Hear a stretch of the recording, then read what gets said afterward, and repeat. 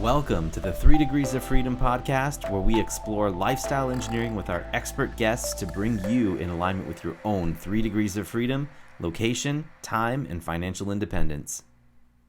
Hello, everyone. Welcome back to the show. Today, we have our guest, Jermane Cheetham, a passionate advocate for leveraging simplicity and systems to achieve an entrepreneurial freedom. As the founder of Creators Learn, Jermane helps entrepreneurs build lucrative businesses using a proven methodology that he's honed, closing over $50 million in deals or investments. With his mantra that simplicity is the key, he guides people to cut through the complexities and overcomplications that hold back most from financial and lifestyle freedom. And Jermane, it's awesome to have you on the show. And I have to admit, as I read this introduction, I feel a lot of myself as people that you are talking to in this audience, because I tend to overcomplicate and build things that don't need to be there. So I'm super excited for this conversation. Welcome to the show, man. Yeah, thanks, Derek, for having me, man. We all, as a human species, we tend to overcomplicate things because we're fed a bunch of things to buy. Yeah, for sure. The consumerism thing is for real, especially in the US. As we get started here, I like to ask the same question to all of our guests when we get started, which is, which of the 3 degrees of freedom, location, time, or financial, do you feel that you're the strongest in right now? And then second parter to that is, which one of those would you like to develop further in the future? I'm strong in one you didn't mention that I believe is the most important, is mental freedom. And I believe there are 4 elements of freedom. I believe financial is number 1. Number 2 is time. Number 3 is location. And the last and most essential one is mental freedom. And so I believe that the mental freedom part of it, however, even though I am extremely strong in all 4 of them, the mental freedom aspect of it is never a pinnacle you actually reach. It's never something that is actually obtained. It's almost like chasing happiness. You don't chase happiness, it just happens. But I do believe in my hierarchy of financials first, and then you get the time because you have the money. And then once you have the time and the money, then you're like, I can just do this from Buenos Aires. And then once you get to Buenos Aires, you start to realize, oh, everything I thought about freedom, life, achievement, things that I wanted was wrong, because I actually now have space to think about it. And I have context because I'm out of my bubble of friends and family in America. And now I'm all over the world. And I see, oh, everyone's a zombie. Everyone's a sheep. And they're all acting the same way. So then at that 4th level, you can start to think mentally, do I want to be a sheep anymore? Do I want to be a zombie anymore? Do I want to think for myself? So that's my long-winded answer to your initial question, Derek. Got it. Sounds good. No, I appreciate that. That's what we're here for. That's what we're here. We're here to discuss all of that stuff. That makes sense. So you're actually speaking to us from Buenos Aires. So before I get started with all the questions that I've prepared, or some of them at least, can you talk a little bit about how you actually got there? Or maybe it's a longer story, but I'm just curious, like, why Buenos Aires? And was that your permanent location, or do you hop around a little bit? Just wanted to get a little bit more background behind that. Yeah, so I travel usually to a new country every 1 to 3 months. And I have been doing this since 2019. I was in Colombia before, and I was in Brazil before, and then I came here. So I typically just go to countries that are somewhat close. I don't like to fly 15-hour flights if I don't have to. But the thing I love about Buenos Aires, this is my second time here, is it is the best big city in the world that I've been to, and I've been to a lot of places, because it doesn't feel like a big city. It feels like you're in a small community with parks everywhere. You don't really see the buildings. You just see huge trees everywhere. So they call it the Paris of South America for a reason, because it's beautiful. Great food, great people, great weather. It's an awesome place. Yeah, that sounds incredible. We have my wife and I, over the past 3 years, around the same time that you started to do this traveling, we've also been digital nomads for quite some time until recently. We're still looking to do some of the digital nomadism, but my wife is craving some of that home base-ishness things that you get by staying in one place for a portion of the year. But we still plan on going out for at least 3 or 4 months out of the year and traveling out from that home base. I think it's amazing what you're doing, and you're actually living these 3 degrees of freedom, which I think is super, super awesome. Now, let's talk a little bit more about getting unstuck, because I think mindset underpins pretty much everything that we do as entrepreneurs and as people that are pursuing these layers of freedom. And really, everyone in this planet should be embracing mindset as one of the most basic things to help better themselves and humanity. And so, can you talk a little bit about how you see some people getting stuck overcomplicating things, and how would you recommend them getting unstuck? Or maybe you can draw from your own personal experience. The first thing is clarity. And clarity is developed by having a vision of what you actually want. And so I have any of your listeners, if they want, they can go to my website and get my free vision workshop. And so basically, once you get clear on what you want in the future and how you want to show up and what that actually looks like, then you have at least some GPS of where you want to go. Because many people, the reason they feel stuck is because they don't know what they want. They think about what they don't want, which is one of the silliest things you can ever do. So once you focus on what you actually want, then you have to realize, why do you want that? Because many people, the reason why they want something is not their reasons. It's their dad's reasons. It's their wife's reason. It's their nation's reason. It's their neighborhood. It's their church's reason. They don't really own it. They've been brainwashed into these reasons, but they never sat down and actually thought, oh, I actually want this for me because I want it. So those are the first two steps. And then I think from there, you really have to execute. And execute comes down to desire. Yeah. And it's simple, but really, if you really understand human nature, is people will say, hey, Jermane, I want your lifestyle. It sounds so great. I wish I was doing that. I wish I had those type of freedoms. But I always tell them, no, you don't, because you would have them, because you don't have the desire. And so you have to really, at the end of the day, have the desire to have whatever you want and make it happen by any means necessary. And if you don't have the desire, then it's not for you, or it's just not the right time. So I really wouldn't beat yourself up about being quote unquote stuck. I would focus on baby steps, having a vision of what you want, and then taking small actions every day or even every moment, every hour, whatever it is. So you start to build confidence, because confidence is a snowball. And once you do one thing and you actually do the thing you said you're going to do today, you get a little bit more confident. And so these things start to change who you are and you become a different individual.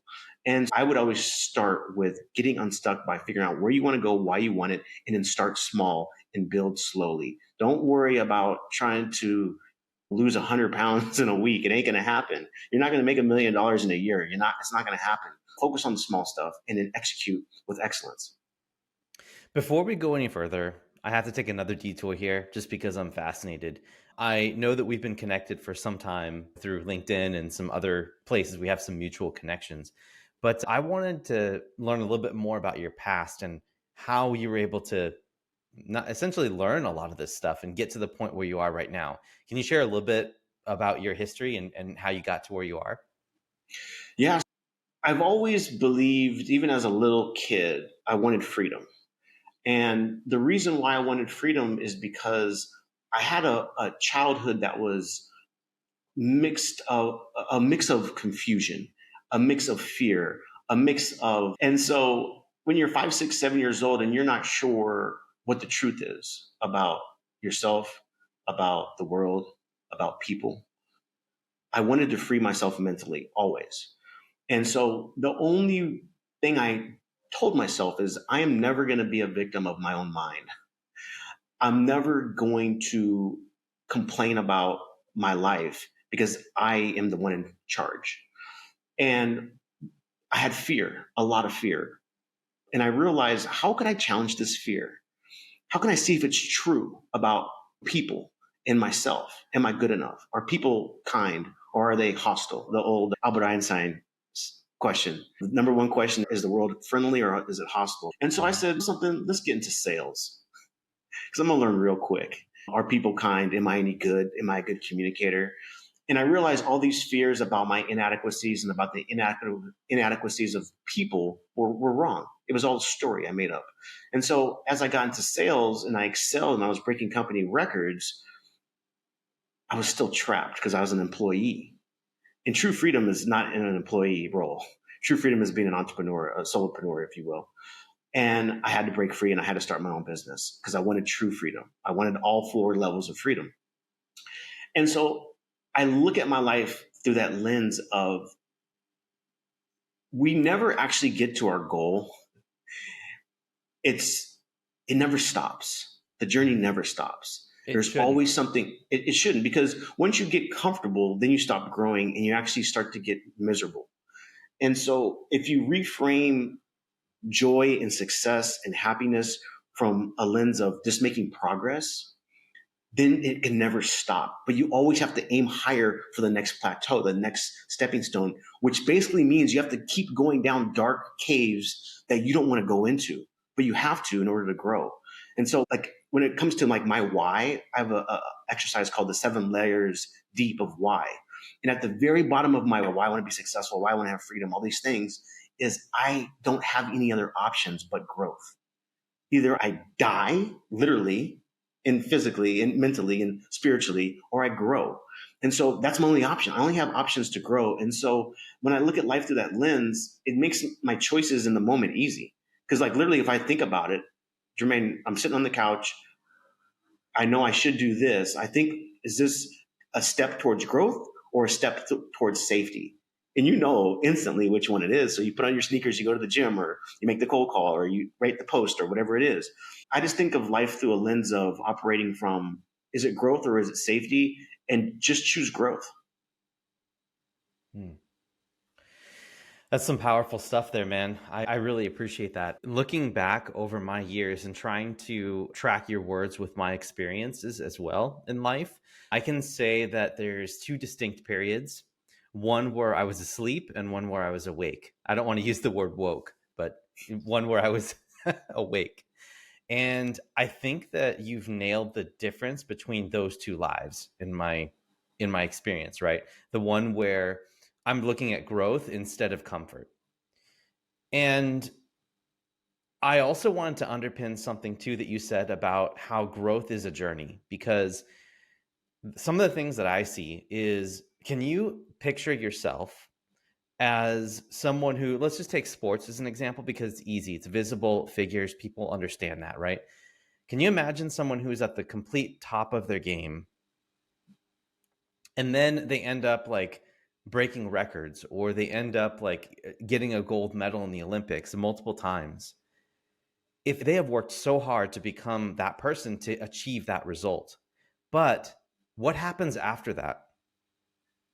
What happens after they achieve everything that they've achieved? And I'd encourage the listeners to also think about this for yourself, right? You probably have a goal to leave your job right now, or to create a business that can generate $1 million in net income for yourself and for your family. And I just encourage and take Jermane's words of wisdom to think that it's a continuum and not a journey, or not an end result. It's a full journey.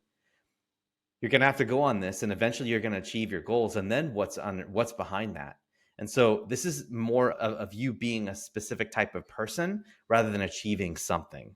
Because once you achieve that, then it's up to you to set some new goals, right? That's fully resonating with who you are as an individual. That's why vision is so key. So I wanted to see if you wanted to comment on any of that, or I can ask another question, because I'm loving what you're saying right now. Yeah, no, I think that's so important, because it's tough though, because you can say to your blue in the face, you're not going to be happy once you get the $1 million. And someone's going to, yeah, easy for you to say, but they're not going to understand it until they have the Rolex on their wrist to realize the Rolex wasn't going to make them happy. But until you have it, you just don't know. It's just the laws of the universe. So go get the Rolex, go get the $1 million, but know that it's not going to make you happy. So that's number one. Number two is, to your point about the sports analogy, I made a YouTube video the other day about this kind of concept, and it was about Michael Jordan and the correlation between him and John F. Kennedy. Because John Kennedy is a dreamer. He's talking about we're going to put a man on the moon, right? And we need men that dream of things that never work. That's one of his quotes. And I think about Michael Jordan as this dominant figure in basketball. At the pinnacle of his career, he throws it all away and decides to chase something he sucks at. And he's willing to look like an idiot, to get laughed at, to have egg on his face, because he wants to go down a dark cave that he has to go down, because I think he realized when he's 100-year-old Michael Jordan on his rocking chair, he would highly regret he didn't give it his all to try to be a baseball all-star, or to be maybe the best in the world at baseball.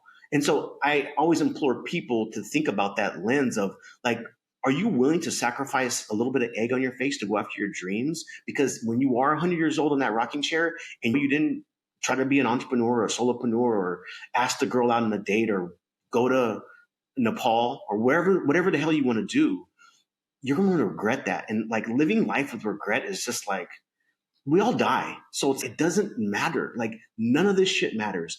Failures don't matter. Successes don't matter. Nothing fucking matters except for the things you believe matter to you. So if you have an inkling to do something, to go down a dark alley, to go down that dark cave, think about what Michael Jordan did. Like he gave up everything at the top of his dominance to do something that he got laughed at, but he didn't care because he had to have peace of mind to die in peace. And I think about that all the time. Like, I want to die in peace. And the only way for me to die in peace is do scary shit that I know I might fail at. And if I fail, okay, because it doesn't matter because I die anyways.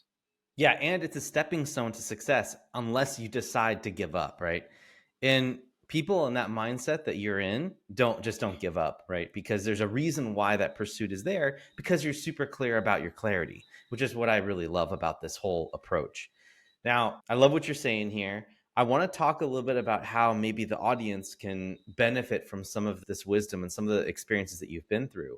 So, what do you feel like tends to hold people back from finding the simplicity in building their own vision? You mentioned that you had a vision exercise on your website that's free, which don't mind if I do. I'm probably going to go in there and give that a shot myself as well. But because you can always strengthen your vision, always. There's never a point in which you can be like, oh no, my vision's set. It's always an evolving thing. Anyways, can you give us some tips, or can you tell us what tends to hold people back from building their vision or finding the simplicity to build their vision? I think people just don't do it. They just don't take the time. They don't sit down for an hour and close their eyes and dream or write down what their ideal day looks like. Like mine is very detailed. I wake up at 4:30. I do this. I watch the sunrise. I swim in the ocean. I do these things. I work for a couple hours. It's very clear what I'm looking at. There's marble floor. I have marble floors. I have an oceanfront villa. Like I'm very clear about my vision. So if you don't even take the time, that means you don't care about your future. So I always implore people to at least do this once a year, if not once a quarter, because it's going to change. Your visions and priorities are going to change, and that's fine. And the simplicity part about executing on the vision part is the world wants you to be confused because that's how they make money. That's why they sell you these things in these 18 modules where you really just need probably 3 modules of the real stuff, right? And so you have to separate the incentive structure of life. Follow the incentive structures and you'll realize what's real and what's fake, what is fluff and what's core. And so when I think about executing on the vision, I realize business is not technology, even though technology is a tool. Business is not a product. It's just the vehicle, right? Business is done with other people. And once you understand that business is executed with other people, then you realize that other people are actually the assets. Those are actually the leverage points. And so when I was building my financial services business, this is just an idea to hopefully give the listeners how I thought about this, is I had my vision, but I was executing it in a hard way. It wasn't a clear executable strategy because I was trying to offer my financial services to physicians one-to-one and trying to reach them over the phone, via email, one-to-one transactions to see if they needed to utilize my services. Doctors aren't available. They're always with patients. I was wasting my life. I was spending all these hours cold calling until I realized there has to be a better way. And so what I decided to do is think holistically and step back and take a little time and think to myself, who has a network of my ideal clients, my doctors that are already in their network, already have their trust, and how can I just partner with them? And so how you execute on visions is create partnerships with people that have the trust of your ideal avatar or client already in mind. So I just partnered with medical device salespeople. And so I offered my financial services to them. They had hundreds, if not thousands of doctors in their network that had their trust. So when Dr. Smith is going to buy that device, and he's buying it from Todd, he already trusts Todd because he's buying it from Todd. And when Todd brings me into the fold, guess who Dr. Smith trusts as well? Me. I don't have to sell anything. I don't have to try. 80, 90% of the work's done by Todd. And so when you think about how to execute your vision, think about your business from that lens. Create a handful of partnerships and let them do a one-to-many sales strategy instead of you wasting your time doing one-to-one strategies, because most people are wasting so much time trying to chase these algorithms and trying to and comment and be at the top of someone's post. It's a waste of time. Just talk to partners, create friendships that it's mutually beneficial for all parties. I'm looking for win-wins. This is what you're talking, because you have an audience of trusted people that are entrepreneurs, that want to become entrepreneurs, that want side hustles. So if they hear me and they trust you, they're going to inherently trust me. This is a psychology, guys. So don't fight against human nature. We're here to help each other out. That's how I think about vision and then executing on the vision. Yeah, that was really well said. Thank you, man, for saying that. I appreciate the simplicity there, because it really is simple. Once you understand what it is, like how it all works, and you have that a level of understanding and clarity, you can execute on the simple things like this that can help provide you leverage. So in the spirit of simplicity, can you talk a little bit about what you think people can do to create some more simplicity in their own lives? I know that vision is a part of it, and so we keep going back to that again. But if someone is overwhelmed with complexity, trying to build the system for things that don't need to be solved, I'm guilty of that, right? How do you help rein that complexity and bring it back into a simplicity mindset? Yeah, it's a good question. I think one of the most important things is space. If you don't give yourself space to think, you're never going to come up with good, clear solutions that are simple. And I always believe that a lot of people take action a little bit too soon. It's a paradox, but Yeah. if you have an inclination to do something, it's probably best to sleep on it. Because a lot of times you'll build a brand new sales funnel or you'll build a brand new landing page and you realize it was completely unnecessary and you were just doing it to distract yourself from the bigger work that was maybe scary to you. So Or what to I always feeling productive and not actually being productive. Sorry, go for, ahead. I just for had to inject that. without question, yeah, it's false productivity. It's like I'm supposed to be writing the newsletter, but instead I'm like, oh, let me go do the dishes. The dishes can wait. That's not a priority. Yeah. So you need space. And so here's how I structure my days. I have something I call win before noon. I only work from the time I wake up till 12 noon. And it's extreme focused work. I'm usually doing one or two things that I know is high leverage. So for me, it's contacting MVPs. I call them MVPs, most valuable partners. And these are people that have my ideal customer in their network and their trust. So in my financial services business, I'm talking to the medical device salespeople. If I'm selling my course that teaches people how to do this business, this financial services business, I'm talking to podcast hosts. That's all I do in that block, those whatever 4 hours. And then in the afternoon, I analyze what I did. I think about it. I don't analyze it in the first half of the day because the first half of the day is about execution. The second half of the day is about iteration and about thinking about like, how did that make me feel? Was that the most smart leveraged way to execute that? Maybe I should change the copy on this. Let me listen to a podcast on sales copy or whatever it is. So in the afternoon, I feed my brain with ideas and I journal, right? I journal down ideas. How can I refine this? How can I make this easier? How can I do one thing tomorrow instead of two things?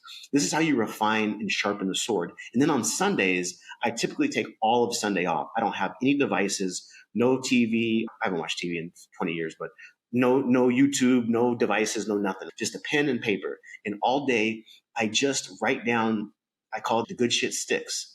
And so you get so much information throughout the week. What really was important that stuck with you on Sunday. And so I'll write an email to XYZ, write that thing, like I'll decide what's the important stuff. And so the next week I execute on that in those 4-hour blocks before noon. So I believe if you work more than 4 hours a day, you're doing something wrong. You're working on the wrong things. So when you compress time, you're forced to only focus on the essential instead of the trivial many. Yeah, very well said, man. I think there's a ton of gold there for people can pick up on in terms of best practices or how they can identify some of their own things and try to reduce the chatter, try to reduce some of that complexity and just focus on the things, like you said, the good shit that really matters, right? I think that's most important as well. Now, you talked about leverage also. And one of the most things that I'm passionate about is building systems for that leverage, because that's what leverage is, I think. And if you ever heard Brandon Turner talk, he talks a lot about how you're either one conversation or one system away from achieving all of your goals that you want. The problem is building those relationships and then getting the systems in place to execute on them, right? Or to execute on whatever it is that needs to be done. Can you give an example? And you've talked a lot about systems, and you can argue that some of the things that you do on a personal basis is a system. But can you talk a little bit about how you identified a system, you built it out of a need, and then now you're profiting from it? So I would love to have a real world example if you have one, either inside your business or maybe something that's not personal.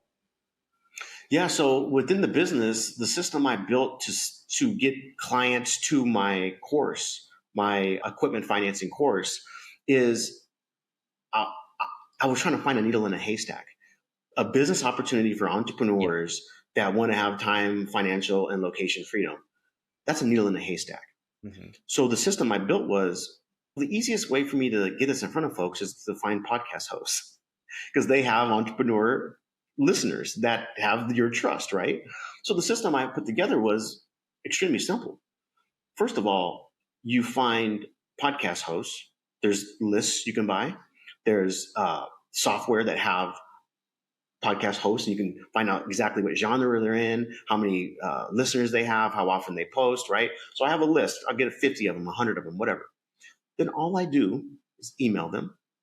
I have a nice template that outlines who I am, what I'm about, why I'd be a good guest. Then I message them on LinkedIn. Then I in-mail them on LinkedIn. So I hit them 3 ways.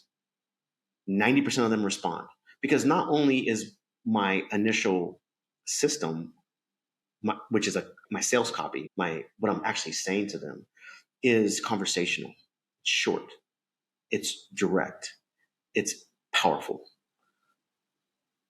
That's a system. I get so many messages every day that are just, I can't believe they're sending this. Yeah. How are they getting any business? Like, I know what you're talking about. If you talk to people like humans, it's unbelievable the responses you get. So the system really, for this example, the podcast thing, is really one copy disseminated through 3 channels: email, LinkedIn message requests, and then a LinkedIn in-mail. And then I get all these responses. I show up to the show, like we're talking to you right now, Derek, and then one of your listeners gets in touch with me, goes to my course, buys the course. This is it. So that is just a system.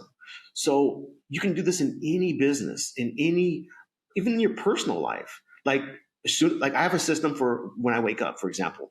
As soon as I wake up, I start working on my first 90-minute time block within 3 minutes of waking up, because my brain is not even awoke yet. It's not even, there's no resistance because I'm still basically asleep. So it doesn't make up any excuses why I can't get started now because it's not even awake. But within 20 or 30 minutes, I'm in flow, whether I'm writing or whatever my most important 90-minute block is. That's a system. So you can do this all day, every day as far as systems. So that's 2 like little basic examples. I think that's awesome. I have one more question for you before we head into our rapid round, which is 5 questions that we ask every one of our guests. But I do want to ask you, this is a world right now with so much noise and distraction. You seem like someone who is extremely focused and can basically keep yourself on the things that you intend to be focused on, right? And that's where true power lies, because if you can focus on your vision and trying to execute on that, the world reacts to clarity, right? Like people, if you start doing the same thing over and over again each day, you end up becoming more or less a master of it, and then the world responds to that. So with this world of noise and distraction, what do you use personally, or what advice do you have for people who are listening that may feel like they're distracted and scattered in a bunch of different directions? Do you have any advice for them? I would go back to segmenting your day where there's work blocks and then there's downtime blocks. Because if your whole day is just a work block, you're going to be scattered for sure. Yeah. So I would set up your day the way I have it set up, where the first part of the day or the second, you can figure out if you want it to be a second part of the day, doesn't matter. But don't work more than 4 hours, 5 hours, whatever it is per day. It's unnecessary. It'll force you to be more concise with the things you're doing. Also, make sure you have downtime where you're not working at all. Maybe you're learning, maybe you're reading, maybe you're just going on a walk, maybe you're going to the gym. Just have other time, because you'll realize all the best ideas and insights come to you during those times. That's the reason why everyone has their best ideas in the shower, because they're not thinking about their problem. Yeah. It just comes to them. So that's a couple of things. Another thing I would think about is have a little grace on yourself, because people think of like I'm this hyper productive and hyper focused person. I'm not. I am just,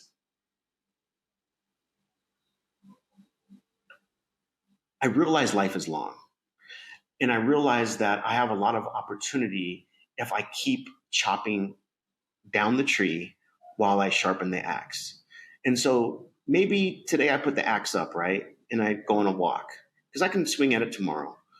But if you always just hacking away without sharpening it, you never cut down the tree. So I have these intense bouts of getting stuff done, but then I have intense bouts of doing absolutely nothing.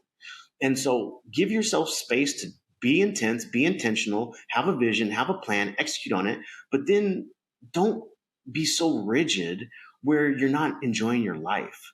Because I always have these two polarities. I have one foot on the ground. I understand concretely how to execute, but also I have my head in the clouds because I realize I have to get away. I have to go swim in the ocean. I have to realize I die. And when I have these two polarities in life where it's finite, but it's also infinite, it gives you the joy, the juice. And ironically, people are attracted to that. So from a sales and a marketing lens, it makes your job easier because you're not really selling anything. You're just being yourself. And we're all the same. We're all just a mirror looking at each other. And I think when you can connect with people from that lens, it makes everyone understand you a little bit better and you understand them a little bit better. Yeah, awesome, man. I think that's very well said. To summarize, what I heard was you got to give yourself space and grace at the same time, right? Create the space intentionally and realize that life shouldn't be so serious. There are bits and pieces where, you do need to be serious and you do need to really focus on stuff. But in general, like we should spend more time figuring out what direction we should set our sail rather than trying to correct course, right? Like it's like big picture things and then zooming in on details as the world around you helps inform your decision.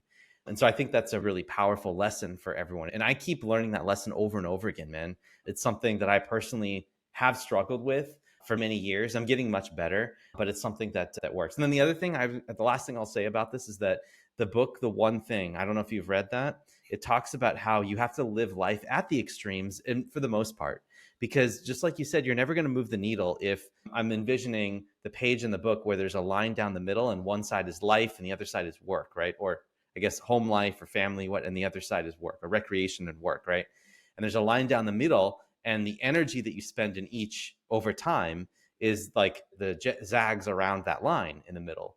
And I remember that a high performer has points in time where they're zagging all the way into work and spending so much time there. And then they come back to baseline and then go into family, right? And they have these swings to the extreme because you can keep it balanced that way, because you can move the needle in both of these areas by doing that. Whereas a lower achiever is someone that never ventures out much from that baseline. And so nothing ever really gets done. There's not enough energy to go do that extra thing for your family, right? There's never that energy or the desire to do that extra thing for your work or for your own business. And so I really love that you hit on all of that with your response. I don't know if you want to comment on that before we head into our rapid round, but I just wanted to throw that out there as a summary of what you said and what I heard from it. Yeah, The One Thing is an excellent book. It's one of my favorite business books. I don't agree with a lot of the things he says, to be honest with you. Like that whole point about the extremes, because I believe, again, if you're working more than 4 hours a day, you're doing the wrong thing. And so, like he talks about in the book, you have to find your lead domino, because if you find the lead domino and you push it over, you don't have to knock over the other dominoes. Right. And so that's why I think if you just focus on one strategy for 4 hours a day, you can live the rest of your day with your friends, your family, enjoy your life, because you're focusing on the highest single leverage activity. That's number one. Number two is, I think it's also the fulfillment, like you were talking about for the audience, is actually having grace on yourself, right? But also doing the thing you said you're going to do today. And when you execute on that thing, pat yourself on the back, because that progress is actually, in essence, that's happiness. When you're making progress, become happier. So make sure, if you do say you're going to reach out to 100 people on LinkedIn today and you do it, tell yourself you did a good job. Go to the gym, have some downtime, and then tomorrow you'll start to build this muscle of confidence. Confidence is built by doing the thing you said you're going to do. And the most important thing to do every day is make yourself proud because you did the thing you said you're going to do. It really is that simple. Yeah, said, man. I love it. I love it. This has been an awesome show, and we still have just a couple more minutes left with you here before we let you continue your amazing life in Argentina. But if you're ready, we're going to ask you 5 questions that are meant to be answered in about 30 seconds each. And then afterwards, I'll let you talk about anything you have going on. So if you're ready, we're going to rapidly ask you these questions. You ready? I'm ready. Number 1, name any resource that was or is essential in your journey to pursuing your freedom. Essential. All right. So I'm going to give you a couple. Tony Robbins, Unleash the Power Within. That's number 1. Number 2, there's a book called Awareness by Anthony DeMello. Unbelievable. Yeah, awesome. I actually have heard a lot about this one. I'm adding it to my reading list right now. Yeah. It frees you from the conditioning, the programming. And number 3, read the one thing, because it gets you hyper focused on what is the one thing that's the most important. Like even within your health, like for me, there's so many different things you can do with diet, right? I just fast every day. So I can't eat that many calories if I'm only eating for 4 hours a day. So it doesn't matter what I eat. So there's so many leverage points.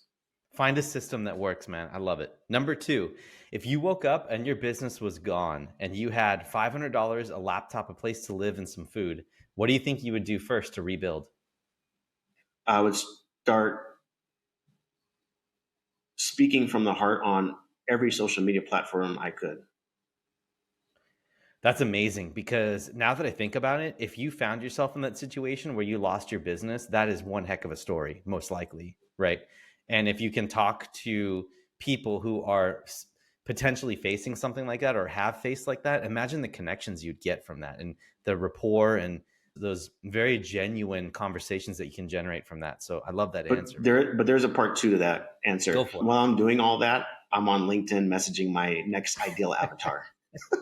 Because LinkedIn's so easy. If you know what you're doing, you know how to craft the message. It's so simple. Yeah, for sure, man. All right, number 3. We talked about this already a little bit, so it may be less applicable, but I'd love to hear your take on it anyway. What does your self-reflection and your goal-setting practice look like? Maybe periodically, yearly and quarterly, monthly? My self-reflection is, I used to journal a lot, but I really don't do it as much. I still do occasionally. I'm not super rigid on any of this stuff. My self-reflection is, I'm hyper aware in the moment. I'm hyper aware of what I'm thinking. I'm hyper aware of my chatter, my internal dialogue. And I just catch myself saying stuff that's not true. And I realize I am not my thoughts. Those are not true. Those are based on fear, conditioning, and I always think those are just neutral thoughts. That's really how I internalize life, because we all have the same problem. Our mind talks about nonsense all the time, about fears, about things that may or may not happen. And 99.9% of those will never happen. It's just a waste of energy. So if you can catch yourself slipping into this negative chatter and you just say, that's not me, or sometimes I'll say stuff like this, there goes Jermane talking crazy again.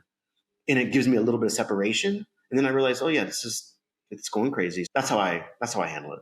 The vast amount of suffering that we have on this world is because of expectations that we put on ourselves and not meeting them or not making progress towards them. And I think that if you can look at the thoughts that you are thinking as well as you can, it's an art form for sure, because sometimes you're stuck in a spiral where you're already down that thought path and you have to be like, oh man, like and then by that time, you've already created all of this mental chatter and all of these assumptions and plans in your head that aren't true. And you've made these contingency plans for things that don't happen, at least for me. And I've caught myself so many times. And I know that being a meditation practitioner and being someone who's a student of this game has helped a lot for people out there. So I just wanted to add that. But man, I love what you said there for sure.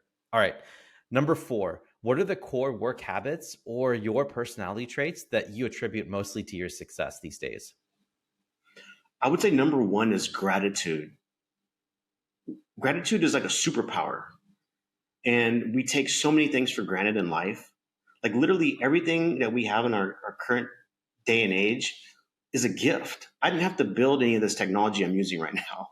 I didn't have to figure out how to bottle water. I didn't have to, the steaks that come to me, I don't have to prepare them, I don't have to cook them, I don't have to do any of this stuff. And so one of my key habits is always think about this, how grateful I am, not only to be alive, just this opportunity to experience this lifetime, but like to be alive in this particular period of time with all these resources and people and opportunities. I'd be silly, I'd be stupid, I'd be foolish not to take advantage of them. I always believe like entrepreneurship is the ultimate personal development tool because you're forced to do things that are uncomfortable. And when you're forced to look at and do uncomfortable things, one of the tricks is to reframe it and to zoom out. So many times when I'm getting upset or my mental chatter is going crazy, I'll just look up into the sky. I'll look at the moon sometimes on a sunny day, or at nighttime, look up into the stars, and I'm like, where the fuck am I? Like, Yes, why so am I true. worried about any of this stupid ass shit? Like, even the worst case scenario is you die.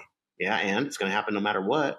So Yeah. it's like when you start to realize like how vast the universe is and like you're a little speck of nothing, you don't matter, your opinion doesn't matter, you don't matter. It actually frees you because you can surrender to what's happening. Okay, I got fired. Let me find a new job, or I lost the client. Let me get on LinkedIn and message some more people. Like you just take things more lightly because you're not so myopically looking at your feet. You're like looking at this vast universe that you're part of, and you're here and you're enjoying it, and you're gonna die. So it's let me just fucking enjoy the day. So it's just a reframe. It's the ego. Yeah, I love that, man. Very well said. There's so many resources on this, and man, we could talk about this for a long period of time, but we'll keep going. Last question I have for you today is: what tool or process has become your most important time, money, or energy saving ninja magic trick that you use every day? I'm always looking for the leverage. So anytime I do anything, I'm looking of how can I multiply the results by me putting a That's little in good. and getting a lot out.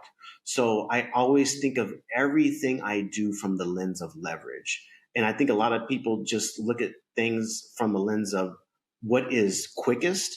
And sometimes the quickest thing is not the most leveraged thing. Always look for the leverage. And a lot of people think leverage is like a bad word because they take it as like a financial metrics or debt.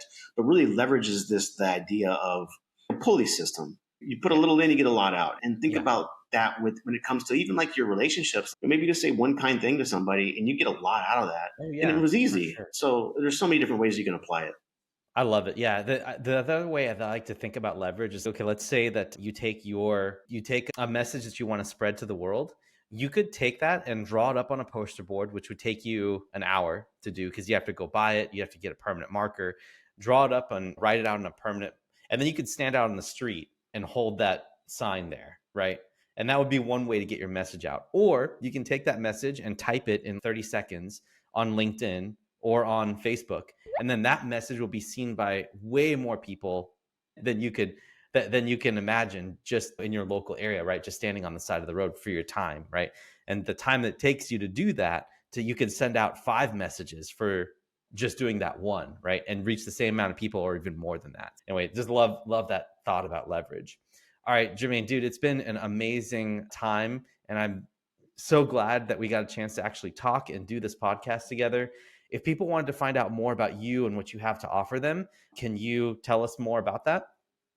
Yeah, so they should go to the creatorslearn.com. And the reason why I call it Creators Learn is a lot of people think creators are like social media people or whatever. But really, I think about creators as entrepreneurs are creators, salespeople are creators. We are all creators, really. And it's about creating a life you want. Because I believe there's two types of people, there's victims and there's creators. And it's a place for creators to come and learn these business models. And so I have a free course on there that gives people access to not only the vision workshop, the why workshop, and also my dream income calculator. Because a lot of people think they need $4 million, $5 million a year to be free and to have this dream lifestyle.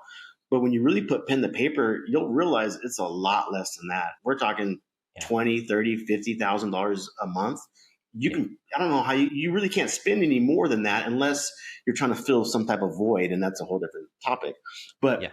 they can access all those things. And then in the course, I also talk about how I think about the 5 musts on any product or service you want to sell. And then the 4 key attributes to any avatar you want to target. And then using my MVP model, how you'd go about doing that.